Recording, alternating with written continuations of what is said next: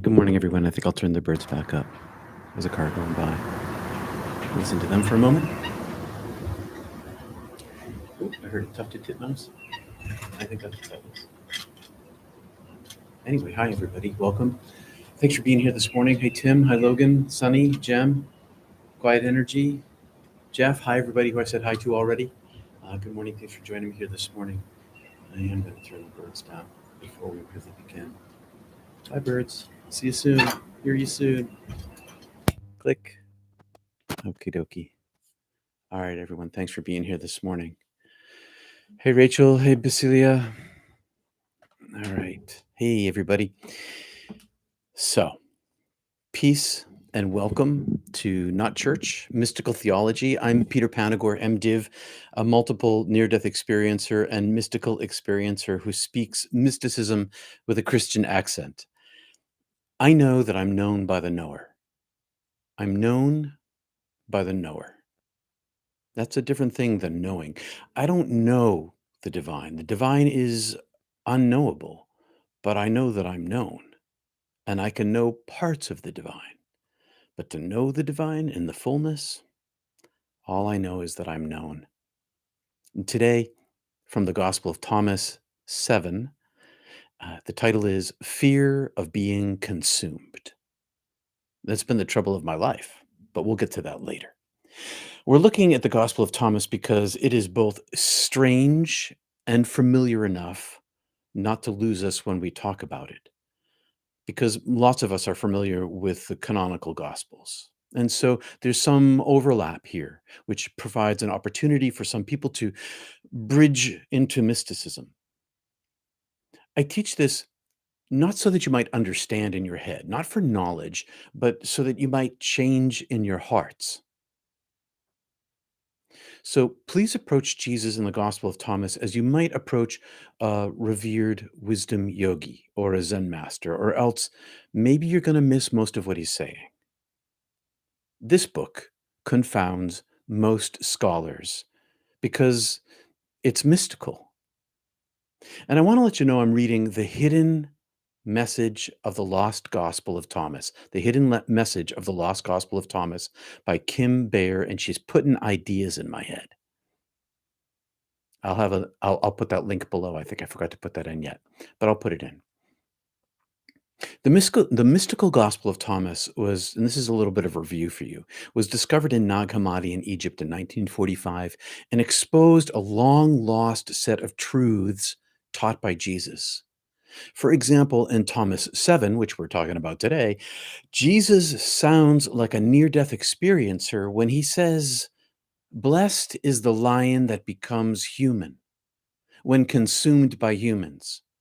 And cursed is the human the lion consumes, and the lion becomes human." What are you talking about? This is a most troubling saying. It may be the most troubling saying of all of the Gospel of Thomas. And so I hope to clear that up for you today. But first, let's encourage growth of heaven within us. The I am who I am is here with us, all of us, between us, but within us. And within us primarily. This is the source of it right here. Heaven is inside us and outside us. Inside us and outside us. So open your inner door and see for yourself. Don't take my word for it. See it for yourself.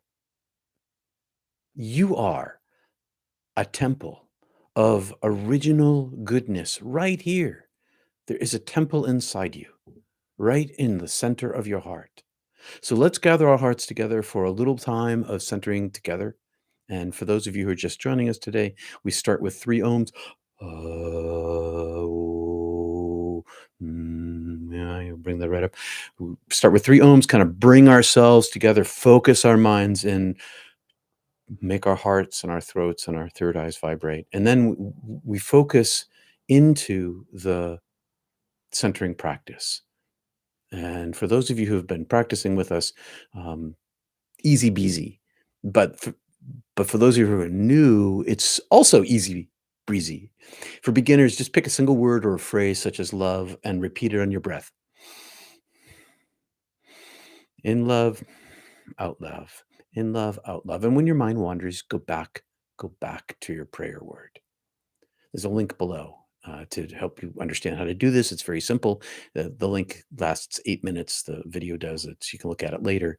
But pick a prayer word like love and write it into your belly on your belly breath and back up. And when your mind wanders, just refocus on your word and your belly breath.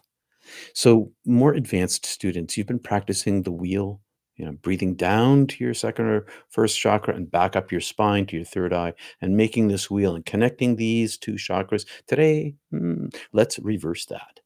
Let's breathe down the spine and up the front. And what you're doing is you're entangling your second, your second, you can't see, I'm touching myself. I have my hand just below my navel, with my palm this way. I am, oh my God.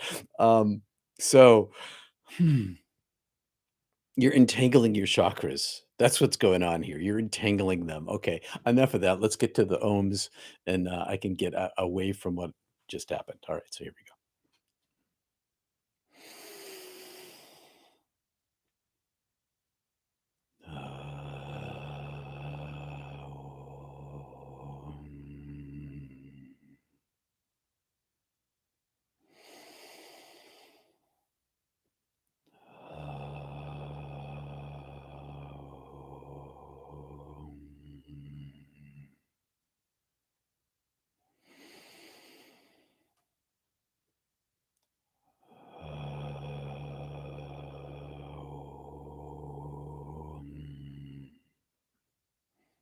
Breathe in your prayer word.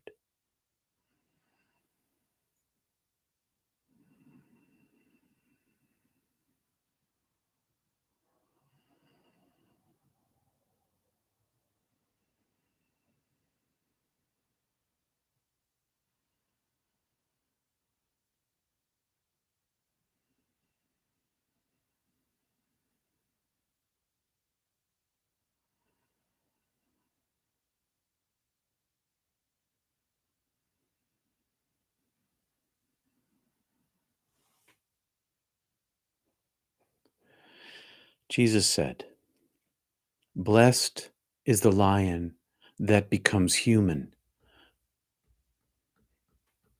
Why are you doing this to me?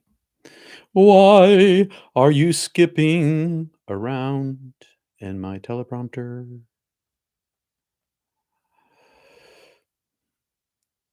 Blessed is the lion that is consumed by humans, and cursed is the human the lion consumes, and the lion becomes human. This saying has troubled many, as I said, so I'm going to clear this up today. Yes, okie dokie. It is just giving me trouble. So here we go.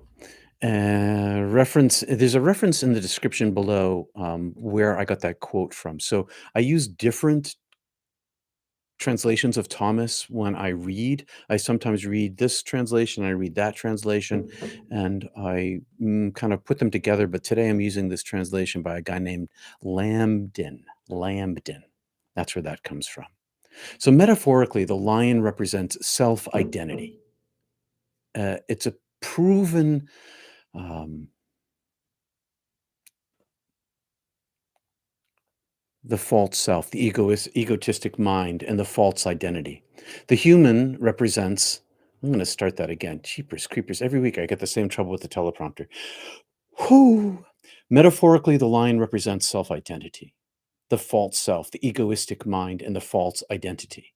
The human represents our higher selves, our true identity. So the lion represents our false selves, and the human represents our true selves, our higher selves. Logion 7 is an example of this hidden inside the text sort of thing. It's one of the metaphors that he uses. Now, always remember that Jesus is speaking from his own experience. So let's listen carefully to another translation. Beloved is the false self. So notice blessed, beloved. Beloved is the false self, which becomes the true self, when consumed by the true self. Beloved is the false self when consumed by the true self. And cursed is the true self, the higher self, when the false self consumes it and the false self overpowers the true self. So blessed is when the higher self consumes the false self and the false self is absorbed into the true self and it is becomes the true self. But cursed is the true self when the false self overcomes it and then the false self believes that it's the true self.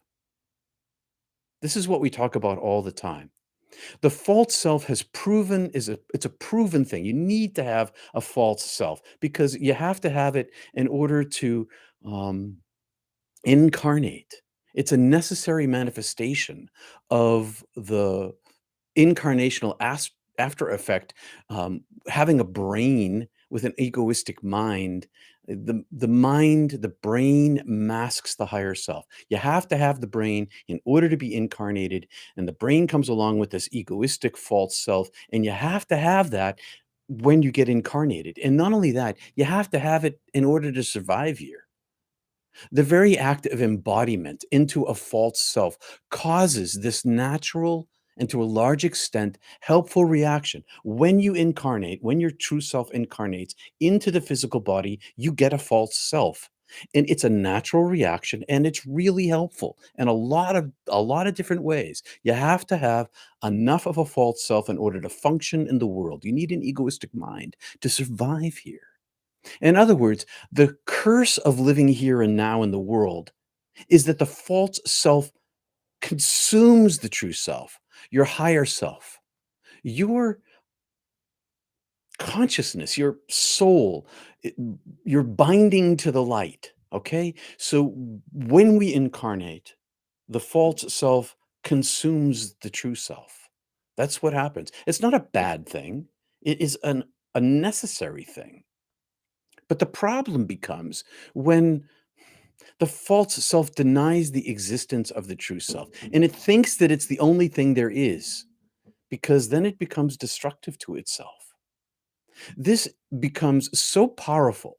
This negative thing becomes so powerful that these egoistic minds sometimes concentrate into such darkness that they destroy entire nations and threaten the world. And that happens in some people. That's not a new thing, but it is an expression of the false self in its intensity, in its most extreme form. So blessed is the egoistic mind, which becomes your higher consciousness when consumed by your higher consciousness. Blessed is that. Blessed become you. And cursed is your higher consciousness when the egoistic mind consumes it and the egoistic mind overpowers your higher consciousness. So you have no access to empathy or less access to empathy when the higher self consumes the lower self. The third eye opens, the heart chakra opens. You begin to become empathetic because you see yourself as you actually are. And when you see yourself as you actually are, you see others in the same light with a capital L. In other words, when the ego mind of utter materialism, when the utter materialism, just the materialism wins, the higher self is consumed. The lion eats the higher self. But that's partly true for the whole time that we're embodied. It's a matter of proportion. The brain where the false self lives dies the moment we die.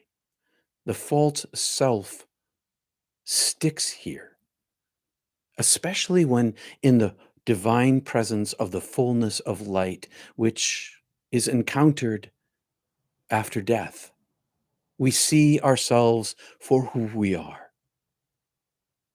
Now, my whole life, I feared consumption by the holy with a capital H. I feared that I would lose my identity by losing my false self. So the year before I first died, in that open space between awake and asleep, between two worlds, my angel of light, the power, you have an angel of light. Mine came to me, the power came to me, and this being that is two places at once, this being that is both plural and singular, this came to me without warning or deserving, and I was grasped and enveloped and pulled up and out of my body along that long silver cord, lacing my traveling astral self back to my human form. I traveled up this, and the angel made this path possible for me. And I rode inside and up as if in a glass elevator made of light energy. And I could see the trees and the earth grow small beneath me until above the clouds, when suddenly the world faded instantly, including all of the night star sky, and instead became a vast dark void, the realm of heaven, where I'd been taken before. And once I was inside this transparent angelic bubble of safety and light, I again had two viewpoints. I could see myself from the outside, where I was a single eye. The me I could see was transparent energy, which looked like my human form, but was made of light.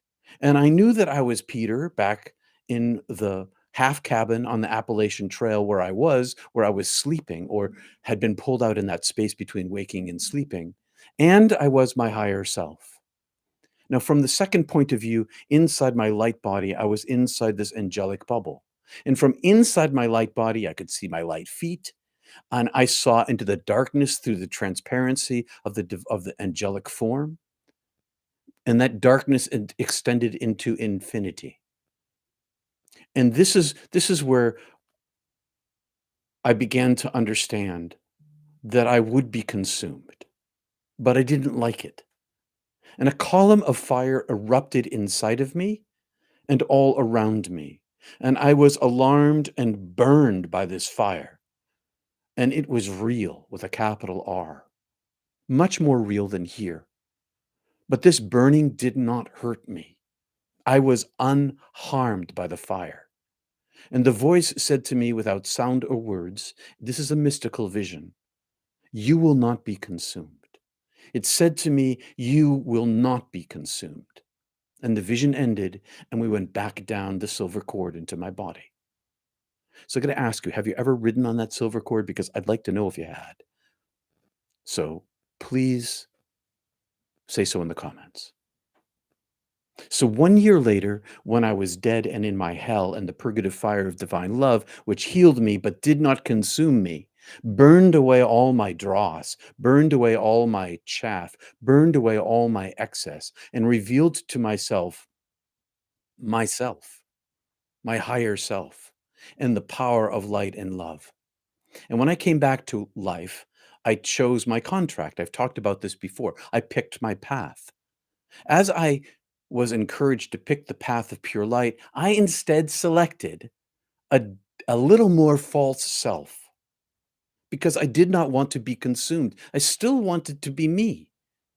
And so in this life, I was forewarned that I would not be consumed. And yet I still chose a false self. I still chose not wanting to be consumed.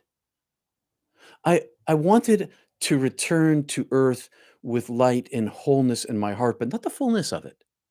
And so this choosing of the not the fullness of the divine self, even though I'd been warned that I wouldn't be consumed, set up this phrase. This might be a new one, a new phrase for you: Mysterium, tremendum, et fascinations. Mysterium, tremendum, et fascinations. And that is the desire of the human heart to pursue the divine by fascination and the fear of the human heart that trembles before it. I was both attracted to and repelled by the divine being because I would not allow myself to be consumed. The mystery with a capital M before which I trembled and fascinated, and I was repulsed by it because I was afraid of it. Yes, I was afraid of the divine light after I died because I did not want to lose myself, even though I'd been warned that I wouldn't be losing myself. And yet I couldn't help but be attracted. It was all that there is. The light is all there is. And all I wanted and want is that. My desire to return home became the only stability I knew that was true. And the path of consumption, and that's a thing that happens to us in the meditative life. We do get consumed if you practice the loss of self. And my repulsion, well, that just eventually went away. My identity, my false self, did not want to be consumed. And so, as a result of that, I entered into decades of darkness. The world tormented me, and I fought hard against it. I fought hard against complete and total surrender. But surrender came anyway because I was practicing my Kryia yoga and my centering prayer. I just practiced Kriya Yoga, and I ended with my centering prayer before this we went live. I find that my centering prayer works better after I practice my centering. My centering prayer works better after I practice Kriya Yoga, just to let you know.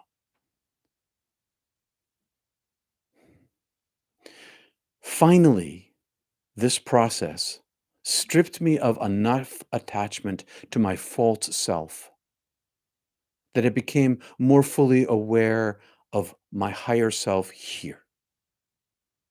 I allowed myself to be consumed, even though I rebelled against it. Breath by breath, asana, posture by posture, aim by aim.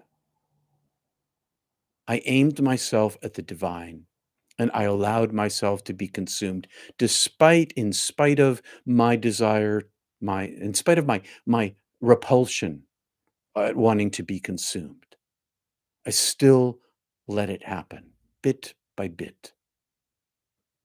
My aim is away from incarnations and toward heaven.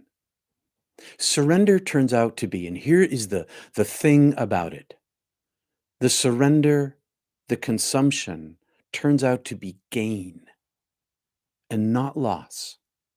It turns out to be abundance and not less, more abundance, not less.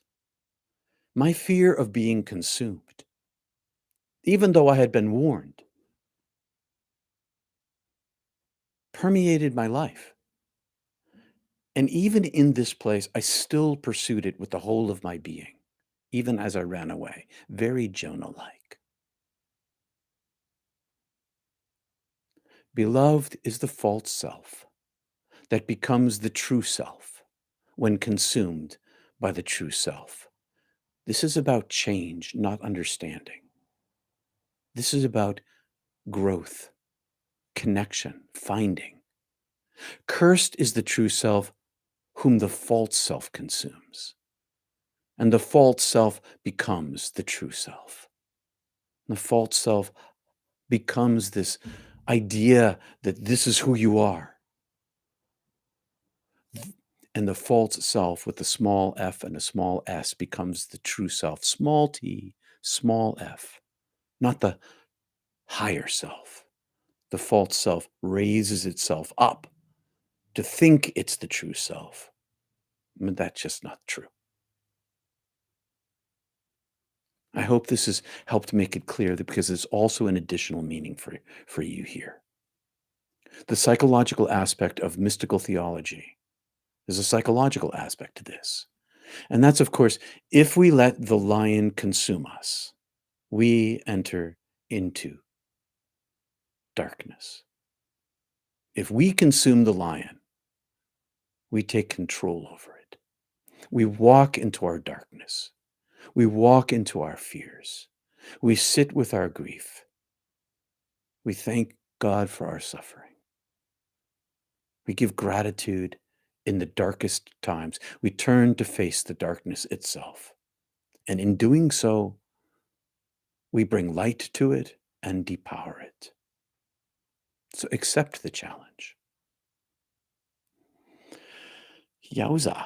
Thanks for being here, everybody. I'm not even sure what the heck is going on with the teleprompter. If I hold my thumb on it very hard, it seems to work. I'm not quite sure what that's all about, but there you have it. So thanks for being here. Please like the video. Thanks for your gifts of support, which make Not Church possible. And I really wish every week wasn't a bumpy little ride for you, but I'm not sure what to do about it. Our 3 weekly live centering prayer groups. Monday, Tuesday, Wednesday. Tuesday, we focus on Kryia. Come to them if you wish to practice. Monday and Wednesday on YouTube, and Kriyas on Tuesday on Zoom. Mystic Tea Salon's coming up at the top of the next hour, and you can find all the links below, and peterpanagore.love also, but the links are right down there. So I have an announcement to make. So please look for a poll on my YouTube channel that has to do with the Gospel of Thomas. That'll pop up this week. I'd love to hear what you think. Join us live in Portland, Oregon, July 15th through the 17th at the Death, Grief, and Belief Conference, a weekend of shared wisdom, fearless exploration, and community support for unpacking toxic religious beliefs that can be harmful when facing grief.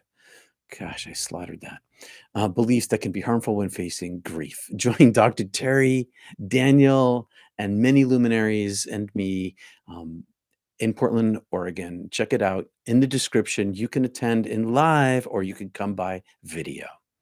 Next week, the Gospel of Thomas. And I want to thank you for your support. Consultation, counseling, and conversations booked through peterpanagore.love. Let's look at the chat. And by God, I got to fix that teleprompter. I tested it this morning. I did. The number of people that are worried about loss of self surprises me. Yeah, I know, Jay. I was in that camp. I knew who I was when I died, and I still wanted to grasp onto myself. Go figure. But it turns out that it's really great and there is no loss. It's only abundance. And it took me close to 20 years to figure that out and integrate that into my life. Lovely, Peter. Wow, you're speechless. Thanks, Tim. Maybe the whole teleprompter thing is to weed out people who really don't want to hear what I have to say. I make it really difficult in the beginning so that yes, this is exactly what I'm doing, so that the gems are kept till later on. It's baloney. And that's not the word I would have used anywhere but on YouTube. So, hey, brother Ed, for me, incarnation into this physical time-space dimension is very much like my experience of diving deeply into the ocean. That's an interesting thing. That's an interesting thing. It is a very different environment here. And it is like holding my breath the whole time. Better late than never. Hey, Colleen, I've got Sundays off now, but I'm used to being here live. I'm glad you're here. Hey, Doc. Thanks, Peter. Early on, I feared false self being consumed. Now, years later, I yearn to be totally consumed while still in the body. It comes gradually. It does. And it can happen in a flash. It came very gradually for me, and also in these big flashes. But that's all I want now. It turns out it's abundance. It's. I don't know why I didn't listen. Why didn't I listen? I don't know. Being a human being, I think that's what it is. Thank you. Have a beautiful Sunday, friends. Thanks, PL. See you around. Hi, Charlie. Woohoo! I'm here. Hey, Colleen. All right. So, hey, Brooke. Thank you. Magic Cat. Do you fear God? Let's see. I'm sorry. I'm messing. Martin. Do you fear God? Fear, awe. I'm in wonderment, and there is some like overwhelming. The wonderment comes with the largesse of the divine, but I'm not afraid. I'm not afraid of the one who loves me most. I've seen myself in comparison, and there has been awe. And awe is wonderment and fear, but it's not fear. It's this combination of overwhelming size and power. I no longer fear being consumed. All I want is to be consumed. Thank you, Fizz Magic Cat. You're welcome. Growing Green. Thank you, Peter. Have a wonderful day. You too. Hey, Annie. Martin. Yes, thank you. All right, I'm going to skip back up and see what's going on. And thanks for being here this morning. I guess that's it. So, my friends, I'd rather keep these brief anyway. Oh, I see a whole bunch of quotes here. Charlie says, Robert says, Silver cord talk. Silver cord, yes, says Michael, clung to it once on an acid trip, got edgy. When an acid trip got edgy. Kristen, I've seen the silver cord extend from my seventh chakra, not the heart chakra. That's interesting. Right up there. 1, 2, 1, 2, 3, 4, 5, 6. Yeah, that's what I thought right there. I've seen that too, like a thread, like a golden or silver thread. I've seen a silver thread come up here in a meditation once. That's cool. I'm glad you did. No, but I've heard the silver cord connects us to this life. Yes. Never rode the silver cord. However, was told by my mother everything was going to be all right. She saw my previous life and instilled in me to know the real teachings of the Savior. Amen. I haven't seen the silver cord, but decades ago heard of Antakarana, a Sanskrit word meaning the silver cord that links the human self to the divine self. Didn't know that word. This is so helpful. Good. Thank you, Helen. I hope so. Yes, that is what it sounds like when I call this God cord. To me, it feels like a sumana, only extended upward beyond the crown chakra, like a tunnel or guideline that leads up towards God. Oh, yeah. That's kind of what this whole experience was for me, too. Holly, yes, I have felt that message from my guides when fearful about annihilation of self, when death comes. The words, all is gain, nothing is lost. We are already source experiencing our lives. Exactly. It's the false self that tells us, that's not so. Reincarnation with the veil is a trap for the soul. We must break this cycle. Our spirit soul must return to Father. We're born of Father and must return or die. I don't know about the die part. The number of people that are worried about loss of self surprises me. Yeah, I'm not. All right. I think we've covered, and I want to thank, somebody, thank you, Quiet Energy, for the super chat. I appreciate the support. Let's see. Still working on losing my false self. The fear seems to be subsiding. Thanks for the guidance I'm receiving here. You're welcome. I found that what really helped me wasn't knowledge or understanding, but centering practice, in which I practiced no self, no thought, and eventually enough sort of accumulated to find only abundance. It'll come. This physical world is full of distractions that keep us bound here. Know when to take off your clothes in spirit and dance on them. Then you will see the Savior. Thank you, Robert. Why would there be a false self? Why? I think why? I think if I sat around all the time in bliss and wonder, I wouldn't get anything done. I might not eat. I might not sleep. I might not have babies. Might not raise the kids. I'm not sure why there's a false self, 100%. I just know how to get around it. I think it's part of the function of the brain, part of the function of incarnation. Good question, though. My false self is still very strong. I still have much fear inside me. I find that instead of fighting against the fear, I just lean into the light. And the more I lean into the light, the more I practice my centering, the more I read scriptures, the more I read mystical texts from around the world, the more I practice my prayer life, my Kriya yoga, the less of me that's in the way of the divine light coming in, the less of me that's in the way, the less fear I have. It all kind of goes together. Um, Matthew 25:31 to 46. Did you read this before? Okay, I'm not able to tell you exactly what that is off the top of my head, so I have to look it up here.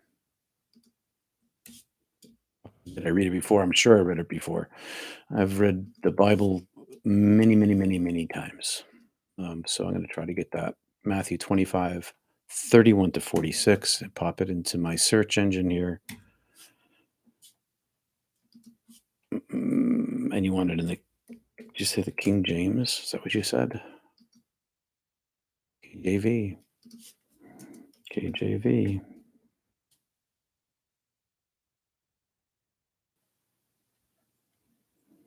When the Son of Man comes in his glory, and all the holy angels with him, then he shall sit on this throne of glory.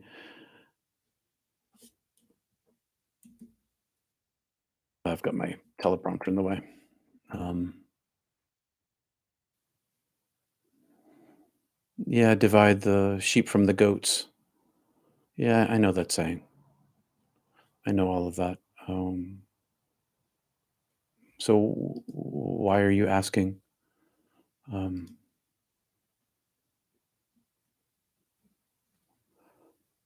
when I saw you, you were hungry. I fed you. When naked, I clothed you. When you were sick, I visited you. So one of the things I take away from that particular passage is that every time we encounter someone, we encounter the divine, which is true, which is the whole namaste thing. They're separating the sheep from the goats. My sheep and goats were separated when I was dead. It would be a way to look at that. A false self helps you appreciate the real self. Yes, but when I was the real self in heaven, I didn't really care about my false self. That's true here, though, for sure. We're method actors in this play. False self is the part we play. Some play so hard they forget that they're actors. True, Jeff. True. Sheep and goats. Thank you, Kristen. Very profound and insightful. Thank you, Kevin. Good morning. Uh, does that instill fear in me? No. Why would it instill fear in me? I don't understand. Um, doesn't instill fear in me. Um, yeah, a false self has its purpose. I couldn't move without it. Maybe I just enjoy and have fun and experience in a human body. Yeah, so Lisa, I do use my false self. I mean, my false self likes bicycling. My false self likes the dinner I had for Mother's Day last night with my wife. My false self likes certain things, and it's okay. Um, it's okay because I have to live in the world, and living in the world is part of our incarnation. But the problem is when we identify, when we attach to the false self, and we think that it's the only thing there is. That's where the problem comes in. I think is what Jesus is saying in this Logion 7. Um, that's where I'm at with that. So 39 minutes, 72 people, 51 likes. Thanks for the likes, everybody. I appreciate that. Subscribe if you haven't subscribed. I'll wait a moment here to see if I get a reply for my question, my answer, which is why I'm not afraid. No, it doesn't instill fear inside of me, mostly because I've been in the divine presence. And because I've been in the divine presence, I know that ultimately all there is love and abundance. Um, Thank you. Oh, you're welcome, Basilia. I hope so. You're learning a lot. I hope so. Just Googled what a half cabin on Appalachian Trail looks like. Never knew what this was before you were talking about it. Yeah, so it's like a three-sided open-faced cabin, usually with a campfire in front of it. I'm glad you looked it up. If this was a pre-recorded show, I would have popped up a photograph of it. Um, Thank you, Peter. You're welcome, Kevin. Meta to you too. Lisa, love to you, Peter. Thank you. All right. I'll see everybody at the top of the hour. Peace and love to you. The link is below. I'm going to throw in that other link that I said I was going to put in. I didn't put it in. I will put it in. Even if someone sins willingly after knowing it's bad. So here's the thing, Martin. I saw all my sins when I died. I experienced them from the point of view inside of the person that who I offended. And then I came back to life, and I have continued to sin. I have continued to hurt people. Am I afraid of that? I expect to go back to a fire of love, a purgative fire of love. Am I afraid of it? No. Have I lived my life differently? Yes. Have I tried to minimize the hurt that I caused? Yes. Have I continued to cause hurt? Of course I have. I'm a human being. Am I afraid of the divine? No. I intend and instead aim to love, aim to light, knowing that I'm a human being. The divine forgives me for being human. As long as I lean into light, I expect to go back through a hell of my own making. That has been my expectation for my life. Am I afraid? No. I anticipate my death with joy. I do. The second time I died, that's what happened to me. I was on a happy experience in the process of dying. I'm not afraid. Of what is there to be afraid? Of what is there to be afraid if you lean into love and light? Leaning into love and light provides an opportunity for you to pick up the forgiveness that's waiting for you over there. Already present. It's already there. It's already waiting for us.